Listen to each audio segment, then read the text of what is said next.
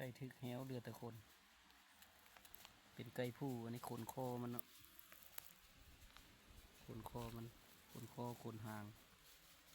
ขนสะเลยเสือกบักไม่ไหมซื้อไม่ไหมเลยคาดเสยหรือว่าซัดมากัดเอาบ่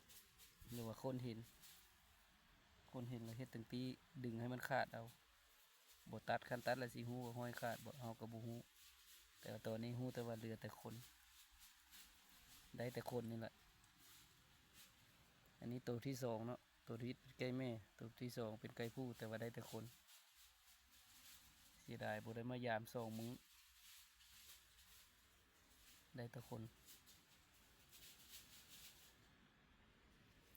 ไก่ผู้เสียดายเสียดายเด้